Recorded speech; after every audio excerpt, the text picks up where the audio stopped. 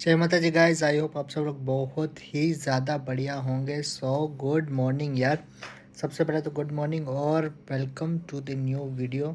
सो जो भी भाई इस चैनल पे नया है प्लीज़ लाइक एंड सब्सक्राइब ज़रूर कर दीजिएगा। और बिना किसी देरी के हम लोग इस कंटेंट पे आ जाते हैं। भाई देखो, थोड़े बहुत क्वेश्चन है उनका आंसर दे दूंगा। उसके साथ साथ क्या भाई अभी 2025 में किस जॉब्स को बहुत ज़्यादा प्रायोरिटी देने वाले हैं, कौन सी स्किल्स की ज़रूरत है, उसको कितनी सैलरी मिल रही है, इन सारी चीज़ों के बारे में हम लोग ज़रूर डिस्कशन करेंगे। तो जो भी इस भाई चैनल पे नया है please hit the subscribe button भाई। और उसके साथ साथ भाई ये कि इमेजेस भी शो होती रहेंगी। भाई देखो, बहुत सारे लोग ये भी बोलते हैं कि भाई कि आप न्यूज़ देख के आप बताते हो। भाई न्यूज़ सब लोग नहीं पढ़ते हैं, पहली बात तो ये है। और आप लोग के पास आई होप कि इतना ज़्यादा मतलब कि बिज़ी भी होते होंगे, तो आपको मैं 3-4 जगह से न्यूज़ पढ़ता हूँ, न्यूज़ कलेक्ट करता हूँ, खुद थोड़ी बहुत देखता हूँ, पूरी न्यूज़ पढ़ता हूँ क्या है क्या नहीं है, क्या इंपॉर्टेंट है, ठीक है। क्योंकि हर चीज़ तो आपको पता है भाई, लाखों चीज़ वो लोग बोलते हैं। तो भाई मेरा तो मानना यही है कि आप तक जितनी शॉर्टली और जितना एक्यूरेट आपको बता पाऊँ उतना ही ज़्यादा अच्छा है। आप लोगों के लिए ही मैं करता हूँ, ऑब्वियस सी बात है। तो भाई जिसको अच्छा लगता है कि उसको भाई थैंक यू जो देखता है। जिसको भाई नहीं अच्छा लगता है तो आई एम सॉरी, उसमें कुछ नहीं कर सकता हूँ उसके लिए। लेकिन भाई ऑब्वियस सी बात है, प्रूफ के साथ आता हूँ भाई, मेरी हवाई बातें तो बिल्कुल नहीं होती है।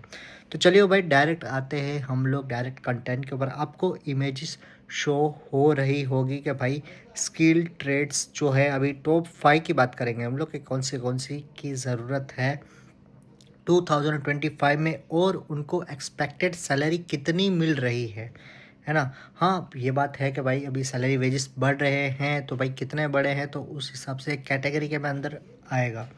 तो भाई सबसे पहले आते हैं ब्रिक लेयर, ठीक है। भाई आपको पता है कंस्ट्रक्शन का काम बहुत ही ज़्यादा है, ठीक है। तो भाई जो होते हैं कंस्ट्रक्शन के अंदर, कंस्ट्रक्शन का मतलब ये नहीं है कि भाई ये सिर्फ लोहे का या एल्यूमिनियम का इनका काम है कि नहीं भाई।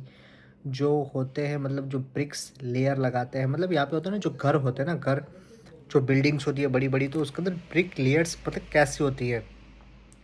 शायद मुझे लगता है मैंने देखा है कि भाई कम से कम 4 से 5 फुट जितनी मोटी इनकी दीवार होती है, उसके अंदर पता नहीं कितनी सारी लेयर्स लगाई जाती है। तो भाई उसका यहाँ पे स्पेसिफिकली ट्रेनिंग होती है। मैंने देखा है कि भाई कैसे लगाना है, कौन सा मटेरियल यूज़ करना है, पहले कौन सी लेयर लगेगी। क्योंकि इसीलिए कि भाई घर के अंदर हम लोग आराम से देखो ऐसी टी शर्ट्स पहन के घूम सकते हैं। हाँ हीटर लगे होते हैं, लेकिन हीटर अगर बंद भी होते हैं ना, क्योंकि रात को ओवरऑल पूरे हर्वास्किया में, पूरे क्रोशिया के अंदर हीटर्स बंद हो जाते हैं। ये रूल है कि रात को हीटर्स बंद हो जाते हैं, क्योंकि 24 घंटे अगर हीटर चालू रहेंगे तो हमारे शरीर की सारी मतलब जो सूख जाता है, पानी सूख जाता है। इतना ज़्यादा पानी पीना पड़ता है ना हीटर के अंदर, आप सोच नहीं सकते हो। आप सोच लीजिए कि बाहर भाई -7 डिग्री चल रही हो और अंदर इतनी गर्मी हो, तो आप सोच सकते हो कि कितनी ज़्यादा हीट प्रोड्यूस करता है ना। तो भाई यही बेसिक है। तो इसलिए ब्रिक्स का काम बहुत ज़्यादा यहाँ पे चलता है, जिसको मतलब कि ऑब्वियसली बात है बहुत ही ज़्यादा स्किल्स की ज़रूरत होती है, स्पीड में करना होता है और रिस्की भी होता है। क्योंकि 10-15 फुट तक आप काम कर रहे हो तो ठीक है, लेकिन जब बड़ी बड़ी बिल्डिंग्स होती है तो वहाँ पर भाई चढ़कर इतना काम करना पड़ता है डेली। भाई बहुत हार्ड काम है। और ऑब्वियस सी बात है, इसकी सैलरी अगर मैं आपको बता दूँ तो 744 यूरो से लेके 2104 यूरो तक है। बेसिकली डिपेंड करता है कि भाई कितने साल का एक्सपीरियंस है। इंडिया का जो है जिसने किया हुआ है वो भी यहाँ पर आके आप इस स्किल्स के अंदर जा सकते हैं। जो कंस्ट्रक्शन लाइन के अंदर जाता है, कंस्ट्रक्शन लाइन में जो जाता है उसको भाई बहुत ज़्यादा बेनिफिट होती है, क्योंकि परफॉर्मेंस सिर्फ एक चीज़ के ऊपर नहीं होता है। अगर आपको वायरिंग का थोड़ा बहुत काम होता है तो आप वायरिंग क्या उनके पास से देख के सीख के समझ कर सकते हो। कंस्ट्रक्शन वालों का यही एक फ़ायदा है कि भाई भाई एक चीज़ के लिए वो नहीं होते हैं, उनको मल्टीटास्किंग बन जाते हैं। क्योंकि एक चीज़ का काम करते करते दूसरी चीज़ को देखते हैं तो भाई मल्टीटास्किंग हो जाते हैं। और होना भी चाहिए ताकि आपको ज़्यादा से ज़्यादा स्किल्स डेवलप कर कर आप ज़्यादा से ज़्यादा पैसा कमा पाए। बाकी 3-4 साल आप यहाँ पे निकालेंगे तो ऑब्वियस सी बात है भाई, जो निकाला है जिसने भी, उसको आराम से सीखने के लिए मिल गया है और वो सीख रहा है ना। उसके बाद है भाई वेटर्स, ठीक है भाई। स्टीवर्ड्स वेटर्स की बहुत ही ज़्यादा डिमांड होती है भाई। यहाँ पे वेटर्स मैंने आपको बताया ना कि बहुत कम होते हैं। कम होते के मतलब कि एक फर्म के अंदर अगर मतलब एक नॉर्मल रेस्टोरेंट के अंदर अगर आप 50 लोगों का डाइनिंग है तो कम से कम 4 वेटर ही रखेंगे वो लोग। 6-7 वेटर नहीं रखेंगे, 4 लोग रखेंगे। ठीक है, तो 4 लोगों को ज़्यादा से ज़्यादा वेटरिंग करनी पड़ती है। टिप भी मिल जाती है भाई। टिप का अगर मैं आपको बता दूँ तो भाई आराम से ये लोग 200 यूरो महीना टिप से ही कमा लेते हैं भाई। जो जो लोगों का होटल के अंदर जॉब लगी हुई है भाई, उनको अगर वेटरिंग के अंदर लोग पूछते हैं तो भाई मुझे पता है बेसिकली दिन का 10 यूरो तक टिप मिल जाती है। कोई 1 यूरो दे रहा है, कोई 2 यूरो दे रहा है, कोई 3 यूरो दे रहा है भाई। टिप तो मिल जाती है। अब लोग भाई बोलेंगे कि भाई वेटरिंग का काम, रेस्टोरेंट्स का काम तो भाई 10 महीने तक होता है। नहीं भाई, 10 महीने तक होता है ऐसा नहीं है। 2 महीने देखो क्या है कि थोड़ा लो होता है, लेकिन जिसके पास स्किल्स है, जो अच्छा है, जो भाई 2-3 वेटरों का काम एक साथ कर लेता है, मतलब कि इतना काम कर लेता है, तो उसको कंपनी नहीं निकालती है। ठीक है, इसलिए 10 महीने तक का काम नहीं होता, काम यहाँ पे रहता है। बस ये है कि आप अच्छे होने चाहिए। ऑब्वियस सी बात है भाई, जो आ रहा है इतना मेहनत करके आ रहा है, जिसने पीछे जिसके पास एक्सपीरियंस है वो तो यहाँ पे आके आराम से कर सकता है। आपको पता ही है भाई, थोड़ी बहुत स्किल्स होनी चाहिए हैंडलिंग करने की। आपको ट्रे कैसे हैंडल करनी है, अगर 3-4 वाइन ग्लास है उसको कैसे हैंडल करना है, तो आपको 2 उंगली पे 3 उंगली पे, ठीक है, ट्रे कैसे हैंडल करनी है, ये सारी चीज़ें होती है यार बेसिक। जो भी हॉस्पिटैलिटी सेक्टर से आ रहा है उसको पता ही होगा, है ना। तो भाई वेटर्स भी अच्छी सैलरी होती है। 780 यूरो से लेके 1500 यूरोस तक कमा लेते हैं। आपको मैंने बताया ना कि भाई टिप विप सब ये सब जोड़कर पैसा मिल जाता है। अब लोग भाई बोलेंगे कि भाई टैक्स कितना कटता है, तो भाई टैक्स अगर आपका है तो 15% तक आपका टैक्स कट जाता है। मतलब अलग अलग सेक्टर्स के अंदर अलग अलग टैक्सेशन पॉलिसी है। ऐसा नहीं है कि भाई सेम सबकी है, लेकिन टैक्स रिटर्न भी मिल जाता है यार। देखो यहाँ पे ना बहुत सारी मतलब के लॉज है, कुछ कंपनीज फॉलो करती है, कुछ कंपनी फॉलो नहीं करती है। कुछ कंपनीज मतलब कि करती है कि आपका टैक्स है ना वो रिटर्न हो जाएगा। ठीक है, जो यहाँ के सिटीजन्स होते हैं वो टैक्स क्लेम कर लेते हैं।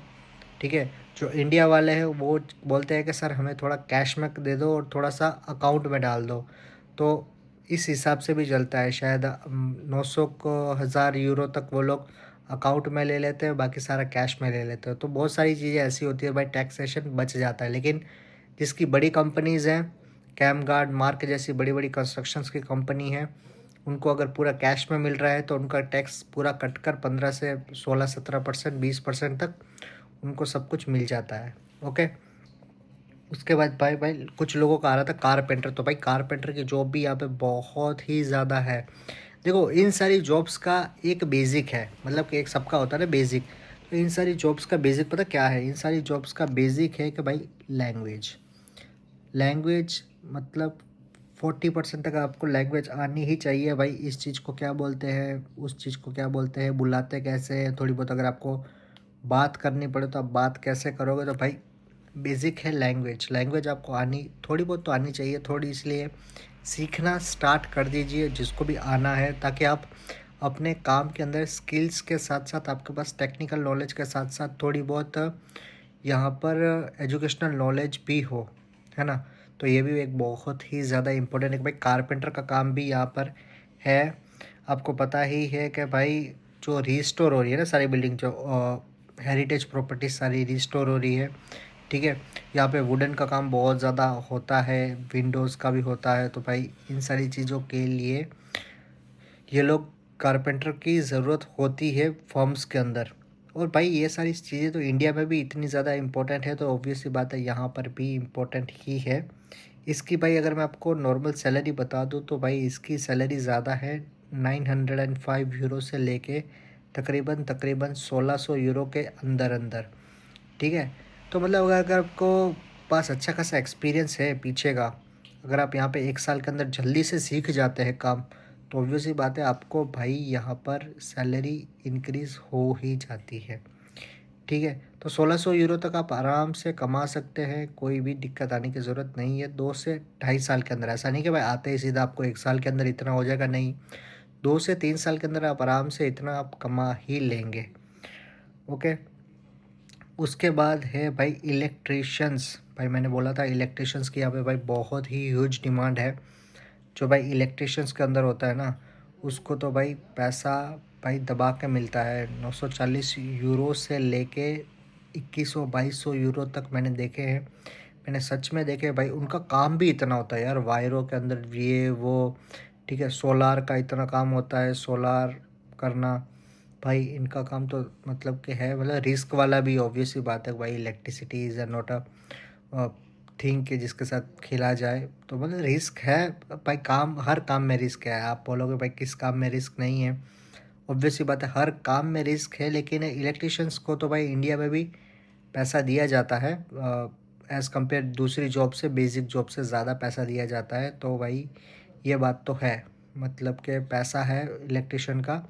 लेकिन ये है कि यहाँ पे बेसिक सबका क्लियर होता है ना, मतलब इलेक्ट्रिशियन जो है उसका बेसिक तो भाई क्लियर होगा ही। उसने जिसने ITI की हुई हो, जिसने दूसरा डिप्लोमा कोर्स किया होगा, ठीक है, जो दूसरी फील्ड में आ रहा है, ठीक है, उसको अगर वायरमैन या फिर इन सारी चीज़ों के बारे में नॉलेज है, तो भाई वो इस फील्ड के अंदर आराम से शिफ्ट हो सकता है, कोई भी दिक्कत आती नहीं है, ठीक है।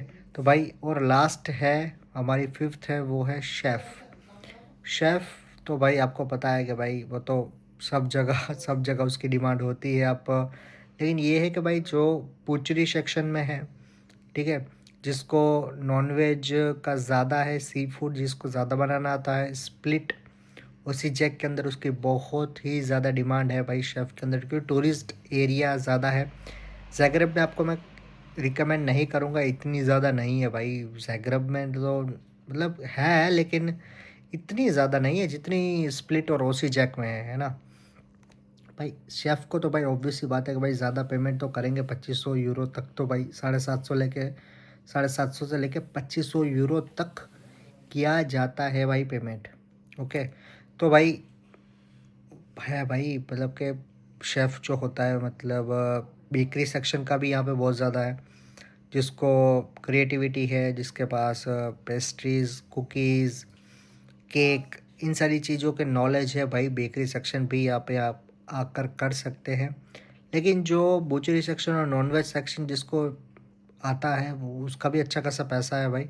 सी फूड जिसको बनाना आता है, वो लोग भी आ सकते हैं यहाँ पे। इसलिए नेपाली ज़्यादा, मतलब कि नेपाल वाले, फिलीपींस वाले भाई ज़्यादा इन सारी चीज़ों के अंदर है। आपको पता ही, इंडिया में भी आप किसी भी रेस्टोरेंट में जाओ तो नेपालीस तो दिख ही जाते हैं, ठीक है।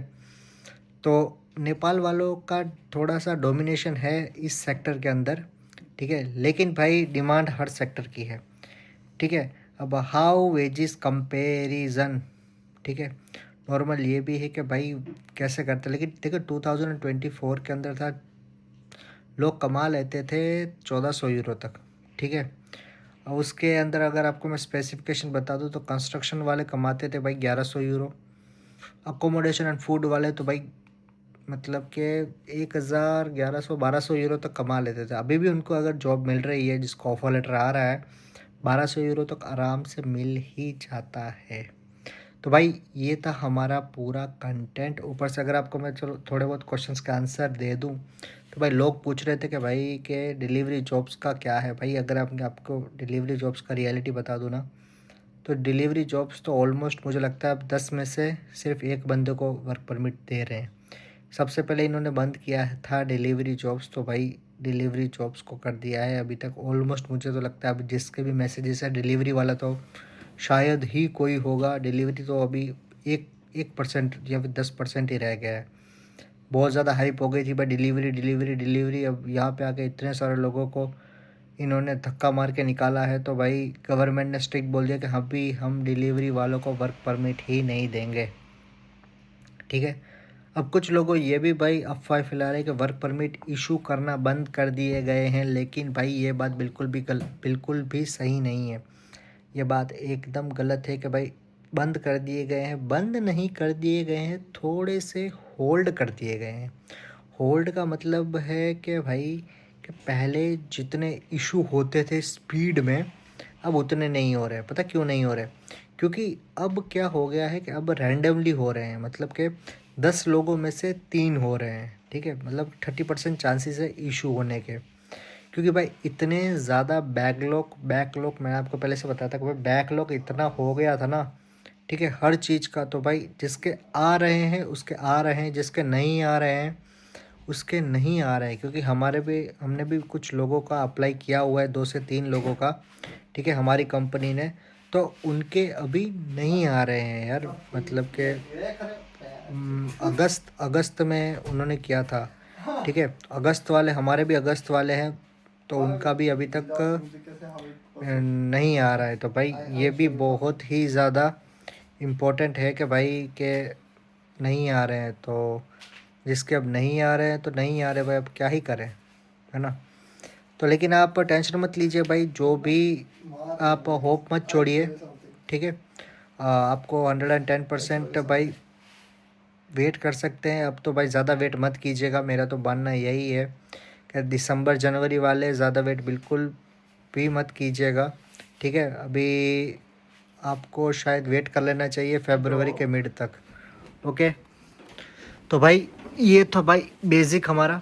बाकी यार कुछ भी अगर लेटेस्ट अपडेट्स आती है तो आपको डेफिनेटली मैं बताता हूँ, तो आप टेंशन बिल्कुल भी मत लीजिएगा। बाकी जिसने भी अभी तक सब्सक्राइब नहीं किया भाई प्लीज़ सब्सक्राइब कर दीजिएगा। बाकी मिलते हैं यार फिर एक न्यू वीडियो के साथ। मेरा अब नेक्स्ट जो आएगा ना, मैं आपको न्यू सेटअप दिखा दूंगा, मतलब कि हमने जो अभी नॉर्मल दिखा सकता हूँ अगर ऐसा है तो, ठीक है, लेकिन थोड़ा बहुत देखना पड़ेगा यार कैसा है, ओके। तो क्या ना, पोस्टर्स लगे हुए हैं जो बिल्कुल भी अच्छे नहीं हैं, तो थोड़ा बहुत मैं देख के आपको बता दूंगा यार, मतलब के पोस्टर्स ऐसे वैसे लगे हुए हैं। ये हमारा जो भाई वो है भाई, कैसे हैं, ठीक है, इसका भी भाई वेल्डिंग में आया है ना ये, तो इसका भी एक्सपीरियंस आपको मैं बता दूंगा 1 महीने के बाद कैसा है। पे वेजेस इसको हाई मिली है, ठीक है, ऑब्वियस सी बात है, स्किल वर्कर है भाई। जितना 5 लोग काम करते हैं ना, वेल्डर 5 लोग, ये अकेले अकेले इतना काम करता है डेली भाई। ऑब्वियस सी बात है, अगर मालिक खुश होगा तो इसको पे वेजेस तो बढ़ाएगा ही ना।